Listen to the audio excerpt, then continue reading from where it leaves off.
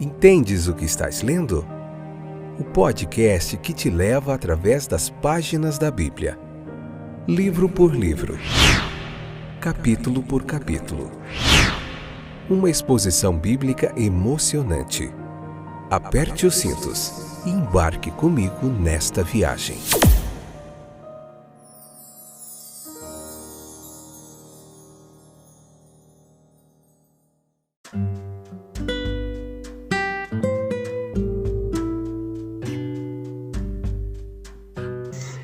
E aí, gente boa de Deus, vocês estão joinha?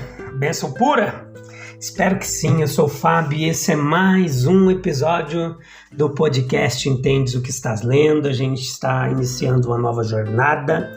Hoje Mateus capítulo 1, episódio de número 576 e é a parte 2 do capítulo 1, episódio 576. Essa é a 8ª temporada, uma temporada muito jóia, onde a gente vai ver todo o livro de Mateus, capítulo por capítulo, capítulo 1, parte 2, episódio número 576, vou só escrever aqui que apagou, para mim não se perder, tá bom? Como vão vocês, meus queridos? Tudo jóia? Benção pura? Ou tá fervendo as lutas aí? Tem dias, tem épocas que as coisas parecem difíceis, parece que Deus também está em silêncio, né? Não ouve as nossas orações, não chegam as respostas, nada acontece e a gente fica apreensivo, sentindo abandonado, mas Jesus prometeu que estaria conosco todos os dias até a consumação dos séculos. E nós precisamos se apegar firmemente às suas promessas e prosseguir confiantes. Isso é importante, tá bom? Vamos continuar falando da genealogia. Nós iniciamos no capítulo anterior, no episódio anterior. Você pode ouvir para você ter um estudo completo aí de todo esse ensino que nós fazemos aqui. Eu trago para você aqui mais de 25 anos de conhecimento bíblico, de teologia, de estudo, de aprendizado, de ensino do texto bíblico. A gente também se debruça sobre muitos comentaristas eruditos que trabalharam anos a fio também para tentar compreender o texto bíblico. Buscamos inspiração divina, tudo isso para trazer o melhor aqui para você, porque acreditamos que a palavra de Deus transforma vidas, corações e proporciona milagres invisíveis, coisas que não vemos acontecem no interior, no íntimo, daqueles que se debruçam sobre o texto bíblico. Você encontra esse podcast aqui no Deezer, na Amazon Music, no Spotify, no Google Podcasts, na Apple Podcasts, Deezer, Castbox, milhares de distribuidores aí. Estamos fazendo o 8º livro da Bíblia, tá? Tem Gênesis, Êxodo, Levítico, Números, que acabamos recentemente, Evangelho de Lucas, Evangelho de Marcos, Evangelho de João, que foi o primeiro evangelho, e Evangelho de Mateus, que estamos fazendo agora. Vamos lá? Firmes comigo? Até o finalzinho? Então vamos lá. Os evangelhos, eles contêm basicamente 2 genealogias de Jesus, tá? A de Mateus, que estamos vendo aqui, E ambos se relacionam com José, o pai de Jesus, e com Maria, tá bom? Quais são essas? A de Mateus, que é uma transcrição do registro público e traça a linhagem desde Abraão, tá? Depois a gente tem a de Lucas, que é uma genealogia familiar, mais privada, particular, digamos assim, e traça a linhagem familiar até Adão. Mateus vai adotar o ponto de vista de um judeu. Mateus vai ter essa percepção. Agora Lucas, ele vê no Messias um salvador para a humanidade, já tem mais uma visão mais universal. Agora veja que foi sugerido que o judeu ele tinha 2 nomes, o que poderia ser chamado de um nome religioso, que seria usado nos registros sagrados, e o que poderia ser chamado de um nome secular, que seria usado nas listas civis. Isso pode explicar a diversidade, a variedade nas formas de nomes que são usadas nas duas genealogias, quando a gente compara. Nem todo mundo vai guardar zelosamente os registros familiares, isso é verdade. Mas alguns sim. E eles são considerados muito importantes quando havia bens familiares. Isso é ilustrado no caso dos israelitas, porque a terra de Canaã ela foi divinamente distribuída às famílias e era inalienável. Veja o ano do jubileu, a recusa de Nabote em desistir do seu jardim. E se você estudar lá e ouvir o livro de Números, lá os capítulos finais eu expliquei muito isso a respeito da divisão dos bens, como acontecia, a divisão das terras, como isso era passado de herança. Qualquer pessoa que reivindicasse terras em Canaã era obrigada a apresentar um registro familiar. Agora, também quando havia privilégios de classe ilustre, pela incapacidade de alguns, no tempo da restauração, por exemplo, do templo, de provar as conexões sacerdotais ou levíticas. O que mais? Era também importante esses registros familiares quando alguém se tornava famoso, de alguma forma. Imediatamente nós queremos saber quem ele é, quais são seus pertences, quem são seus antepassados. Uma ideia de que nenhum homem é um indivíduo distinto e separado.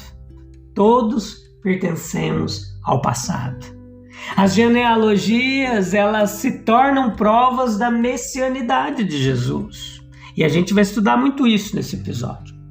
Houve profecias que fixou condições, que o Messias pertenceria à casa real de Davi. E agora observe que durante a vida de Cristo isso nunca foi contestado. O Sinédrio mantinha os arquivos públicos, embora Herodes o Grande tenha procurado e queimado todos os registros familiares que pôde, os inimigos de Cristo nunca tentaram refutar sua afirmação de pertencer à raça real. O escritor da Epístola aos Hebreus, de maneira muito significativa e enfática, aponta a característica distinta da última revelação divina. Tendo Deus falado antigamente aos pais pelos profetas, por diversas partes e de diversas maneiras, no final destes dias nos falou em seu Filho. A filiação que declara a paternidade em Deus é a própria essência da revelação em Cristo. Esse ponto é ilustrado nas genealogias de uma forma impressionante. Jesus é apresentado como filho de Davi, ele é mais, ele é o filho de Abraão, ele é mais, ele é o filho de Adão e ele é mais, ele é o filho de Deus. Se isso parece ser menos proeminente na genealogia de Mateus, é muito proeminente na genealogia escrita por Lucas, que vai até Adão. Juntando todas essas filiações, temos as seguintes impressões a respeito das reivindicações de Jesus. A primeira delas é que ele era o verdadeiro rei. Filho de Davi, descendente direto do rei Davi, com direito real, natural e legítimo à soberania da terra de Davi. No tempo de Nosso Senhor não havia outro pretendente ao trono de Davi. Herodes teria pouco trabalho ao lidar com tal pretendente. Ele tentou destruir o menino rei Jesus. Jesus era o legítimo e único herdeiro de Davi. Ele era verdadeiramente judeu, filho de Abraão. Na verdade, isso estava envolvido no fato de ele ser filho de Davi, já que Davi era filho, ou seja, descendente de Abraão. O Messias deveria vir da linhagem abraâmica. Ele deve ser a semente de Abraão, em quem todas as nações da terra serão abençoadas. Ele era também verdadeiramente homem, filho de Adão. Lucas, escrevendo para os gentios, vai além de todas as limitações judaicas e expõe a humanidade verdadeira, adequada e comum de Cristo e o interesse de toda a humanidade nele. Pois se a salvação é do judeu e a salvação para o mundo inteiro, Deus amou o mundo de tal maneira Jesus pertence à raça judaica e isso é importante, ele é a coroa e o florescimento dessa raça. Mas Jesus pertence à humanidade e isso é também importante. Ele é a esperança da raça humana, a vida e luz dos homens. Ele era um homem divino, filho de Deus. Há um sentido em que isso pode ser dito de todo homem. Há um sentido especial em que isso é dito de Cristo. Ele traz uma nova força de vida divina para iniciar uma nova raça espiritual. Assim como Adão teve uma vida divina especial para iniciar uma raça humana, nele estava a vida. Deve parecer singular a todos os ouvintes aqui que as mulheres apresentadas nas genealogias elas sejam de caráter duvidoso e de estrangeiras. A menção das 4 mulheres na genealogia, Tamar, Raabe, Ruth e Batseba, em tal linhagem é muito significativa. Tamar era esquecida. Raabe não apenas da maldita semente dos cananeus, mas além disso considerada uma meretriz, uma prostituta. Ruth também uma viúva, há muito tempo sem filhos e uma estrangeira e nascida da linhagem de Moabe, aquela nação de origem incestuosa, proibida de entrar na casa do Senhor até a 10ª geração, e por último a esposa de Urias, cuja própria menção sob esta designação apenas chama atenção para o seu pecado. Todas estas são vistas incorporadas na linhagem dos filhos de Abraão e na santa genealogia de Cristo. O que pretende essas estranhas ligações nos ensinar, gente? Presta atenção! O casamento dos judeus fora dos limites da nação era estritamente proibido. Tais casamentos eram considerados uma fonte frutífera do mal, como é ilustrado nos tempos de Balaão e de Neemias. Nós podemos ver claramente a obstinação do homem nos casamentos de Raabe, Ruth, ambas estrangeiras. E pior que a obstinação no casamento de Davi com Batseba. E agora, a gente entende aqui que havia um propósito divino para a raça humana. E poderíamos esperar que isso frustrasse o propósito divino para a raça humana. Mas o pensamento de Deus, ele não pode ser frustrado. É ilustrado nos casos de Raabe e Ruth as belas ilustrações da fé em Deus e da lealdade do amor sincero. Essa fé ela enobreceu um cananeu aos olhos de Deus. Essa lealdade de amor embelezava uma moabita aos olhos de Deus.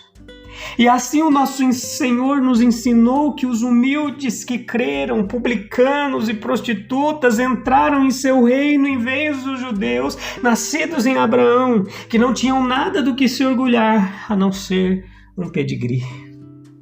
Os gentios têm uma reivindicação clara dos benefícios do trabalho do Messias. Eles têm um papel real nele. O sangue de 2 mães gentias está no Salvador do mundo. Os gentios não precisam descansar na mera permissão para partilhar do privilégio judaico. Eles podem reivindicar os seus direitos em Jesus. Ele que é uma luz para iluminar os gentios. Glória a Deus. Todos os outros homens surgiram de Adão. Tudo que apareceu na humanidade é a evolução do que existia no primeiro homem. Nenhum sangue novo foi infundido na raça humana, mas em Cristo. Um novo começo é feito. Na verdade, ele nunca foi explicado por causas naturais. Seu caráter distintivo entre os homens exige uma origem incomum e excepcional. Se através de um minucioso escrutínio histórico ou de um questionamento crítico nós não conseguimos resolver o caráter milagroso de Jesus, o fato último do cristianismo, nos elementos comuns, conhecidos da nossa natureza humana, se as leis da hereditariedade se revelarem insuficientes para explicar sua geração, não podemos encontrar nas leis e forças de uma evolução sobrenatural. Nem as influências hebraicas nem gentia explicam Jesus. e a originalidade do caráter e do plano de Jesus, a sua impecabilidade, sua autoridade, sua autoafirmação como Filho de Deus. O Filho de Deus não veio e assumiu por 1 ano ou 2 a aparência de um homem no auge de sua juventude, não. Ele nasceu como uma criança humana, tão verdadeiramente humana quanto qualquer um de nós, com todos os apetites, emoções e responsabilidades necessárias. O nascimento humano introduz os seres humanos numa existência da qual não podem se retirar. E assim foi com o nosso Senhor. Ele viveu sob as limitações e restrições que necessariamente acompanham a natureza humana. A dele era uma verdadeira humanidade. Aquele que santifica e aqueles que são santificados são todos um. Nós estamos muito conscientes de dificuldades, mas podemos esquecer que aquele que santifica teve as mesmas tentações e as mesmas dificuldades. Nenhum nascimento registrado na Bíblia foi produzido de forma semelhante ao nascimento de Jesus. Jesus agiu através da sua natureza humana, comendo, dormindo, morrendo. Mas podia agir através da sua natureza divina. Mas quem faz isso não é um homem, mas Deus, o Filho. O que encontramos em Cristo é Deus dotando-se de um corpo, mente e alma humanos, através e nos quais ele verdadeiramente viveu e trabalhou como através e em sua natureza divina, e ainda o faz hoje. Sendo a mesma pessoa depois de sua encarnação como antes, ele assumiu nossa natureza para que pudesse provar a morte por todo homem, para que ele pudesse, isto é, aquele que já existia antes de se tornar homem. Sua natureza divina não poderia morrer, mas ele pretende provar a morte, portanto assume uma natureza que pode sofrer a morte. Naquela morte na cruz ninguém morreu exceto o Filho de Deus.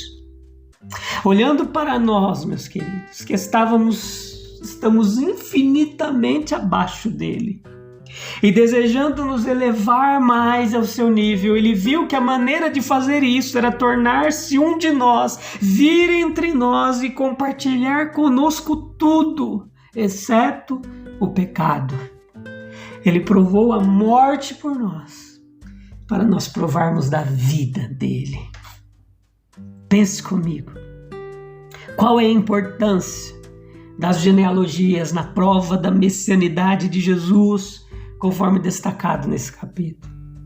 Como essas mulheres de caráter duvidoso nas genealogias de Jesus, como Tamar, Raabe, Ruth e Batseba, contribuem para as lições sobre fé e a redenção.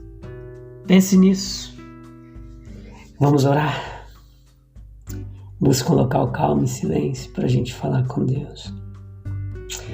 Obrigado, Jesus, por mais uma oportunidade da gente estar aqui meditando na Tua Palavra. Perdoa, Senhor, a nossa pecaminosidade quando não compreendemos Teu trabalhar, a nossa incredulidade de duvidar do Teu poder e da Tua grandeza. Senhor, nós reconhecemos em Jesus o Filho de Davi, o verdadeiro Rei, com direito real, a soberania real.